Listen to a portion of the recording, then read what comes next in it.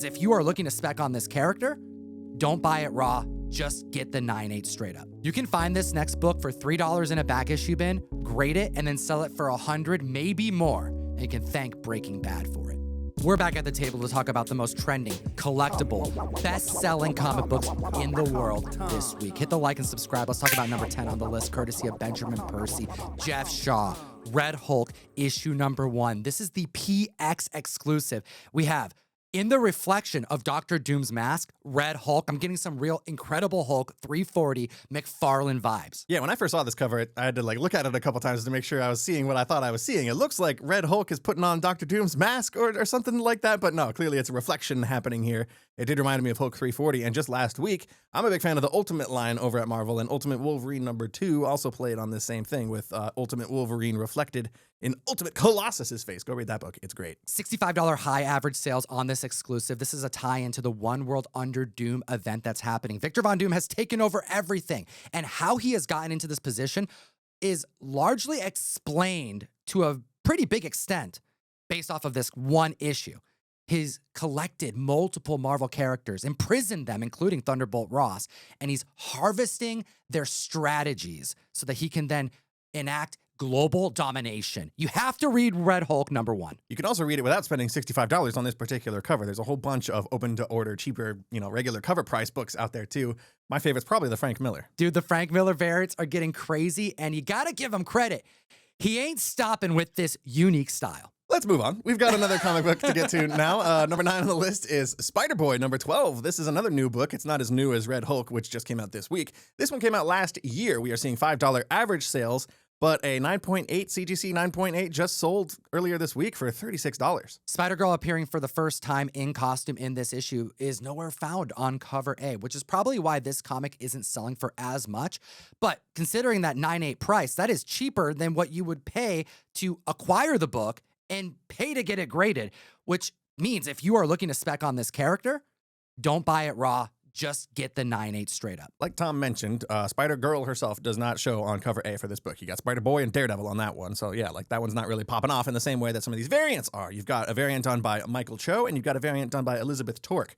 Now, both of those are trade dress open order covers. You also got ratio covers. The one at 50 and the one at 100 are both of their covers without any trade dress on them. And those are both selling for quite a bit right now that we know she's getting her own solo series later this year. But if you rewind a month or two ago, those were also hitting 30-something-ish dollars for one in 50s and one in 100s. You heard that right. One in 100 is going for shy of $40, means that a lot of people aren't banking on this character similar to how they did with Spider-Boy.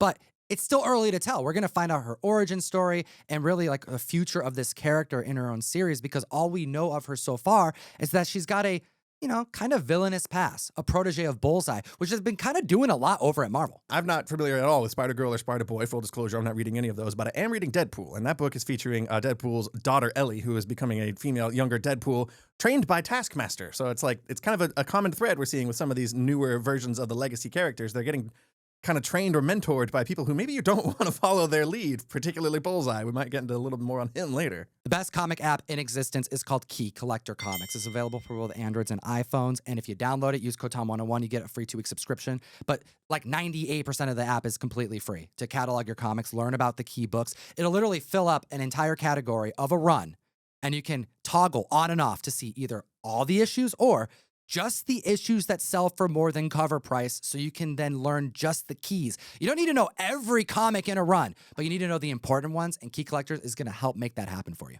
All the links for that are down in the description, like they are for every single one of our videos. Go check it out. Support what we do. We're going to get back to number 8 on the list. The next book on the list, Space Ghost, Johnny Quest, Space Quest, number 1, the Ashcan edition. This is new a week ago. We're seeing $8 averages for this. Literally, it's a tiny little book. It's a little Ashcan. It's a little baby comic. It's pretty cute. The Ashcan looks really cool, and it's a Mark Spears cover. A collectible Mark Spears book that's under $10 average sales. No surprise why this is selling well. Dynamite's been killing it over the last couple years with acquisition after acquisition and banger release after banger release. And we haven't actually seen Diamond hit stores in 14 days. This next Wednesday is going to be madness at the comic shop. There are so many comics coming to those shelves. Yeah, there's been weather delays and several other things that have complicated deliveries of certain books, but we know Dynamite, especially this coming week, is going to have a pretty stacked lineup of, like Tom mentioned, a lot of these heavy-duty IPs that they've been working on. We've got Thundercats coming out this week. We got Darkwing Duck. Vampirella, as always, with this crazy Jenny Frison cover, is coming out this week, too. There's a lot of cool stuff coming out. Herculoids #1, that's a whole property I didn't even know was a thing. A lot of this stuff is a little too retro for my particular generation. Johnny Quest, Space Ghost, all that stuff. I knew Space Ghost as a talk show host. You know, that's a whole side story there. But they're also, I didn't know this, back in November, we got confirmation that Dynamite is also doing a Powerpuff Girls Thundercats crossover as well. So they're taking all their little toys that they got in this crazy toy box and playing with them in pretty exciting ways that I actually kind of want to check out. I want to give the community a little bit of a tip here. There are so many comic books that come out, let alone the alt covers and the incentive covers. And they're actually all categorized in one place, updated on a weekly basis on a website called League of Comic Geeks. It's a free site, and this is not a sponsored promotion or anything. It's just a really organized way where you can go and see, oh, wow, these are the various Mark Spears variants coming out for Thundercats 13 next week. But you also can see the cover A, cover B, cover C, and the various incentives all in one organized fashion. Yeah, shout out to League of Comic Geeks. I'm on that site like every day doing research for these videos. We're going to move on. We've got another comic book to talk about on this list. Another comic book based on an old cartoon, no less. Masters of the Universe #1 from 1982. I have never seen or read any Masters of the Universe He-Man stuff. However, more on that later. $25 average sales for this book. We did see a 9.8 hit $260. That is the highest sale all year so far. That was earlier this month. The reason this book is spiking this week is because we finally got a first glimpse of this movie in live action. It looks about like I would expect. We got kind of a, I don't want to say like a close, it's a close-up, right? We don't get a full shot of He-Man himself. You get like his full upper body. You get a nice close-up of the sword that he has. I'm sure it's got a name. I don't know what the name is, but it looks cool, and it kind of makes me want to check out this movie. We got the announcement that Nicholas Galitzine was going to portray He-Man, and this dude bulked up. He took this seriously. Like, what a role to take on, because most of the time, these actors have to rely on things like their suits to give them that extra padding, to look like these muscular bodybuilders or CGI. But when you're walking around without a shirt, there's not much you can do. Trust me, I know. I want to hear your thoughts and the community's in the comment section below about what I'm about to say next, because I haven't watched Masters of the Universe since I was like a little kid. Like, I barely remember it. And there's a lot of cartoons that are on that list. I want to rewatch TMNT. I have TMNT tattooed on me for a reason. The thing is that when I rewatch some of these shows like Power Rangers, it kind of ruins it for me. It's not as good as I remember it, so I don't tend to want to rewatch them. However, this particular IP has been in development hell for about 20 years. So long overdue. I'm excited to see this actually happen. Yeah, there's a whole era of 80s cartoons that were just completely before my time. We've talked about them on this channel all the time, like Transformers and Thundercats and G.I. Joe, Masters of the Universe. You just started watching G.I. Joe for the first time, right? I finally downloaded Tubi. All of G.I. Joe is on Tubi. You know, shout out. It's all free. It's a pretty cool app. Tell them what you actually told me why you're watching G.I. Joe. Dude, I've been reading the comics. Shout out Energon Universe and Joshua Williamson and everybody over at Skybound. And I realized, like, I should probably learn a little bit of this stuff. I've been reading Transformers this whole time. I don't know any of these characters. I finally started watching G.I. Joe so I could have something to talk about. Joshua Williamson. Whenever we catch up again. Me and Josh are good buddies, but you know, G.I. Joe, it's a cartoon. It's I'm on like episode 5 or 6, you know, yo Joe. Does it get better is what he's asking I in hope the it comment gets better. section. I'm gonna keep plugging away. It's not the longest show in the world, but we'll see. Increase of copies sold of 157%. Also, we have some random like Amazon updates happening this week. We're going to make this number a little bit long here, but this is like who's putting this on the map is Amazon. And we did just get word of like James Bond being acquired, a huge IP acquisition. And I'm hearing rumors that they're trying to get Henry Cavill to portray 007. I heard the first thing. I knew they got full control of James Bond earlier this week, and that is a gigantic deal because it's been kind of like a shared thing between them and Barbara Broccoli and people over in the UK who've had full rights for that franchise forever. I'm a little anxious seeing what, Amazon. I hope they don't do like a Little Jimmy Adventures, or like some kind of prequel James Bond animated series. Like, it's going to get blown up in a bad way, I think. I hope I'm wrong. But, we got James Bond over at Amazon. We also got updates about The Boys, the new season of The Boys this past week, also happening over at Amazon. Yeah, the final season. And this is by Eric Kripke. So the creator and producer of Supernatural, which is why we see Dean Winchester in the show. But not only that, we saw Jeffrey Dean Morgan in season 3, who plays their dad in that show. And then you also have Jim Beaver, who is Bobby from Supernatural. And they got to just double down, which they announced this last couple days. Misha Collins as well as Jared Padalecki. Both are going to be joining the cast. You have the entire Supernatural cast now joining the boys. I'm a huge fan of Criminal. Ed Brubaker, that's also happening over at Amazon. That's going to be coming out later this year, too. So I think Amazon is making some good moves. I'll be interested to see how some of those play out moving forward. But yeah, He-Man, Masters of the Universe, that's all happening with Amazon's help as well. So good job to those guys. This guy literally walked into the studio today and said, have you ever seen Boy Meets World? Number 6 on the list, Radiant Black, number 1. $12 average sales, $70 for a CGC 9.8. Our modern day, but like our generation's Invincible is like kind of what this world has been described as. I mean, modern day Power Rangers for sure. I definitely think of this book as a modern day Invincible, and it's kind of scary when you think that Invincible number 1 is what, 2003? Yeah. I think it's over 20 years old at this point. So, welcome to being old like us. Sorry, Russ. Radiant Black, number 1, 2021. I think this is our generation's Invincible, right? This is a great book. It's a very good, fresh superhero universe centered around people in our age range, actually. It's about a 30-year-old who discovers superpowers that kind of help him, pull his way out of debt and a whole bunch of terrible other things that are happening to him, like happens to some of us in our 30s. Anyway, go read Radiant Black. It is a very fun comic. It is coming back this week after a 6-month absence, which is kind of a big deal. The book has been off the shelves for quite a while. Causing a 200% uptick in copies sold. This is by Kyle Higgins, dude. Some of the best Power Ranger comics were written by Kyle Higgins. Yeah, so much so that he kind of just took off and made his own thing and kind of one-upped Power Rangers. And I think the Radiant Black universe takes a lot of those ideas and modernizes them and makes them more enjoyable. Not only do you have Radiant Black, but you've got the whole massive universe. There's side stories, there's miniseries, Radiant Red, Radiant Pink, you've got Inferno Girl, Red, and you got Rogue Sun, which might be my favorite story in that whole universe. Basically, the only thing missing is Topanga. Bringing it back to Boy Meets World out of nowhere. That might have been a little bit random, but we know that Radiant Black is getting adapted into an audiobook. And the 2 stars of Boy Meets World, Ryder Strong and Wilfred Dell. Sean and Eric from Boy Meets World, correct. They are playing the lead roles of Nathan and Marshall from Radiant Black in this audiobook adaptation, and that is exciting. This book feels like it's very, very close to being picked up for an actual animated series or maybe even a live-action series of some kind. We talked about No One, which is another book in the Massive Verse. That was probably 6 months ago or something at this point. That is becoming a movie, TV show, something. They're doing something with that one. That's a weird comic, too. That's a whole side story. Go back and check out our coverage on No One as well. But I think Radiant Black might be the most obvious spec book on here, in my opinion. Number 5 on the list is Wonder Man, number 1. First ongoing series of Wonder Man. Also, the first appearance of Neil Soroyan to be portrayed by Ed Harris, announced this last week, the agent of Wonder Man. I think people are underestimating this particular Disney Plus show, which is slated for the end of the year.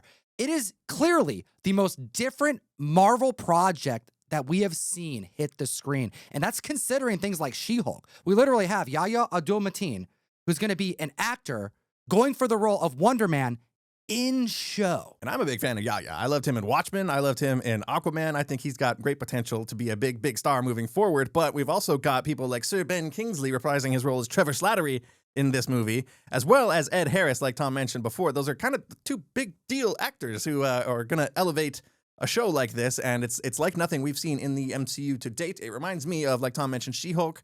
I think maybe Agatha is probably as close to maybe the most different thing we've gotten up until now, but I think this show has potential to be funny in a way that I wasn't really prepared for. Trevor Slattery is one of my favorite comedic reliefs in all of the Marvel Cinematic Universe.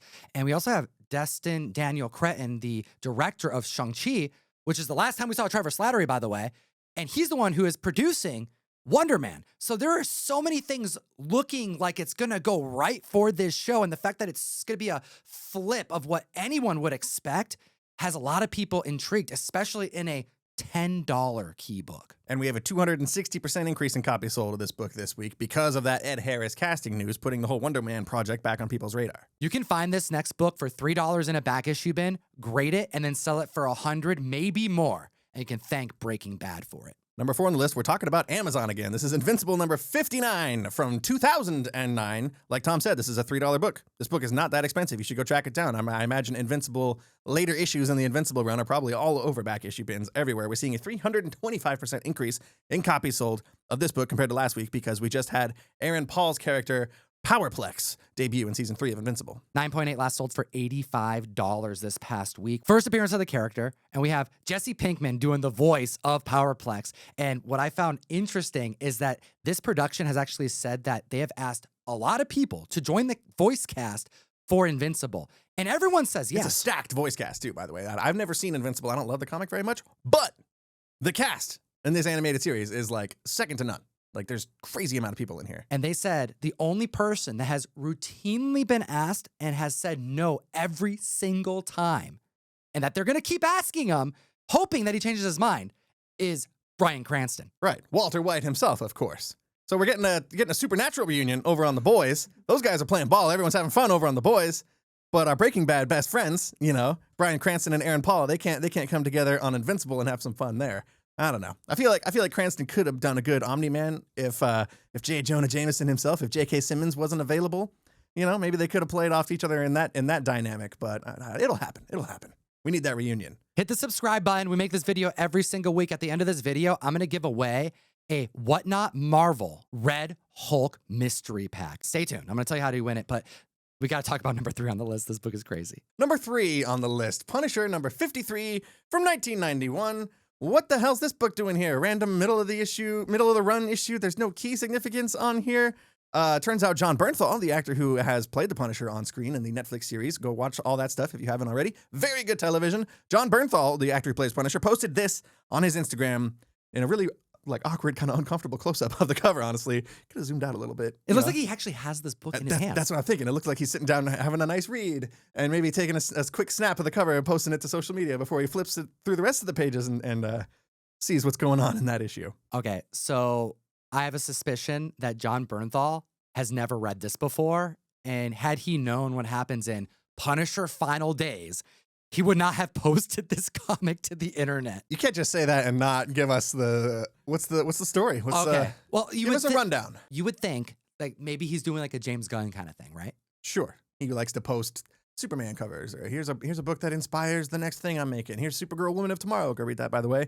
Is that what you're thinking? No. I'm convinced that Jon Bernthal's never read this comic book before. Because it's called Final Days, he thinks that this is a way to be like, oh, you know, I'm kind of like reprising the role for the last time and gonna like end with a big shebang kind of thing, you know, guns blazing if you would. And it says Final Days on the cover, so it's kind of like alluding to, you know, him like departing from the character. Hope not. I would like to see him stick around for quite a while. Well, especially because Final Days is not the final days of Punisher. It is the final days of Punisher as a, I'm not kidding you, white man. What? Yeah, like Punisher gets the treatment of Jigsaw in this run, and he gets his face cut up, and then he goes through reconstructive surgery and literally is a black man by the end of this series. This is not anything that I think Jon Bernthal knows about. You don't think that's where they're going to go with the Punisher special, maybe? Dude, like, this is like one of the most controversial Punisher / Marvel narratives of all time. Cover looks cool. Maybe that's why he posted it. Maybe it's just a cool cover. Didn't bother to open it and flip through it. I want to read it now. I didn't know about this. I knew about the Lois Lane color changing scenario that we've talked about actually on this channel before, but I did not know about this Punisher one. The last GPA sale was $85 earlier this month, and that was actually the first time we saw a 9.8 for this book sell in 3 years. $8 averages on a book. If you want a crazy Marvel comic that has a wild story, unhinged Punisher that goes in directions that's going to make you go, what the hell, dude? This is like crazy. It's just weird, dude. It's from 1991. You know, they were just doing not that long ago. Stuff. I feel like they should have known a little better back in the 90s, but an increase of copies sold of 550%. What did you do, John? Is that all PC enough? Did I cover that okay? I think we're good. Cancel Comic Tom. I wasn't the one who posted the cover. Number 2 on the list is Spawn number 5. Let's talk about child predators. Cool. All right, so this is Billy Kincaid, the serial killer in the Spawn universe. His final victim is a 7-year-old girl. He does this. It's Alan Moore, dude. It's Spawn, early Spawn from the 90s could not be rewritten today. Maybe they can, because they just re-announced that this character will be coming back again. We talked about it back in December. We're seeing $8 average sales for this book and a $86 9.8 sold earlier this month. Like I said, we did talk about this back in December when they first announced this series. It just got renamed, however, and pushed back a little bit. It's going to be coming out in May. Shirley Johnson, the final victim of this killer that Spawn destroys in Spawn issue number 5. Comes and goes, only appears in this issue, but is coming back for revenge. And I gotta say, this character design looks outstanding, and the cover B is the spec play. That McFarlane cover, you kind of got some ASM 316 vibes. I was thinking that when I looked at that too, but it's hard to look past the freaky demon murder clown girl. that's on the cover there, and I have no idea what's going to happen in this comic. But she's literally like got a sign that says "I love Billy," which is the serial killer who murdered her. Murdered her. Muck duck. Like and subscribe. We're probably going to get this video pulled. An increase of copies sold of 575%. Yeah, early Spawn, right? I feel like this is probably not too hard to find. Again, I said that a lot here, but Outside of issue number 1 and newsstands from the early Spawn days, like there's not a whole lot of comics that get hot because there's so many of them. However, yeah, there's another one we should be putting on the radar. We should be. We haven't talked about Marvel Rivals in a couple weeks, but there's been a leak, rumors of upcoming character leaks. I feel like we've been mentioning that a lot lately. Marvel Rivals has a lot of characters in that game, and they keep announcing or revealing supposed leaked characters, and we did get a new batch of those this week. Emma Frost, The Hood, and Angela. Spawn number 9. Angela's first appearance, which is one of the few keys people pick out when they get a small run of Spawn or a rather large run of Spawn. Like the first few arcs, they're printed very heavily, so like there's a lot of them out there. But you always pick out that number 9. Yeah, and she was swooped into the Marvel universe probably a decade ago. She's now a sister of Thor, and now she's apparently going to be appearing in Marvel Rivals. So grab your early Spawn. And thank goodness that happened, because if that IP was retained by the creator, then this character would never be seen again. Moving on, because I don't want to get canceled. Number 1 on the list. Hit the subscribe button. Number 1 on the list this week, DC versus Marvel Comics. Number 1 from 1996. A lot of 90s books on this list. Don't tease me, Ryan. Are they really doing this? I think so. I got a little teased myself last year when they announced that they were doing reprinting finally. I don't even know if you can call it a reprint. I think they're finally collecting for the first time, if I'm not mistaken, all of the DC Marvel crossover stuff that's happened very sporadically, in my opinion, over the last 20 years or so. Comics Pro announced that there is a Marvel DC crossover happening at the end of this year. We don't know anything about it, but we know that the publishers are working together. We haven't seen this happen in a very long time. And the last time we were actually specking and predicting that this would happen, do you remember when it was? Was it the Black Winter, Donny Cates? Thor, baby. Early Thor stuff. And Donny Cates, he was just having fun. I'm pretty sure I got a video of him talking about how he was just poking fun at Jim Lee. He wanted to kill the DC universe within his own Marvel comic book because he made such a dope villain, the Black Winter, that he could do it. So everyone thought that, oh, this is happening. Donny Cates is the one who's going to make the publishers collide. And it never happened. But now it looks like it's actually going to happen. $12 average sales, $84 for a 9.8 for this book. But this isn't the only one on the list this week. That's correct. The news of the upcoming DC Marvel crossovers has spiked pretty much any book ever that has had the crossovers before. We've talked about the Dark Claw book, the Wolverine and Batman mashup. There was the JLA Avengers book. That's also on the trending 20. Go check out Key Collector. All we know is that we're getting 2 one-shots later this year. Marvel DC and DC Marvel. We don't know any page counts. We don't know any creators involved. We don't know anything about plot details. Do you think that they could incorporate this into the Absolute Universe at all so that they can actually go full-scale weird with this crossover event because it's not in continuity? That would kind of be my long-shot hope, is that maybe we'll see a crossover between the DC Absolute and the Marvel Ultimate lines, since both of those are, like you said, not really attached to their main continuities anyway, but I feel like that might just be double, triple, quadruple confusing. They're just going so well for each respected publisher that it's hard to think that they would use that as a trial to kind of shake stuff up. But it could just be like a side thing, you know? They do these random tie-ins to major events, and they'll stop a story to just have that happen and then fix things to get right back to the main narrative. They could do this with the Absolute Universe. Yeah, and we do know Miles is having a crossover with the new Ultimate Universe. They finally announced the first big event happening in the Ultimate Universe, and it will involve Miles coming over from. It's a whole thing. Go read the Ultimate books. They're my favorite stuff happening over at Marvel, except maybe Fantastic Four. An increase of copies sold of 483%. Hot damn. Let me know what you think about all this in the comment section below, and of course, as always, Geek responsibly. Enough said. And that was the video, Ryan. We're actually about to go do a giant Whatnot stream. We're going to run from this studio and give away a ton of packs. But if you're watching this on Sunday, as you should be. You missed it. But I saved a pack for you. All you have to do is go to comictom.com, join the SMS group. That's how we source all of our giveaways. And we are going to randomly pick someone and send you what could be an extremely rare Red Hulk variant. Just saw Brave New World. Dude, that movie was so good compared to what people were saying about it. Yeah, I think people might be a little too burned out on stuff lately, and they're kind of just ready to take off the head of any new thing that comes out. Well, we have a Red Hulk Miko Swyan variant that we released over this last week that you can acquire from going to comictom.store. But 5 people don't have to do that because they are winners this week. Will you do the honors? For our audio listeners over on Spotify and iTunes, make sure you go check your text messages is if your phone number ends in 3446, 6031, 1207, or 7851. You should see some text messages in there from me, actually, telling you that you won. And if your name is Jim Scheck, congratulations. Check your phone. And of course, have a great week.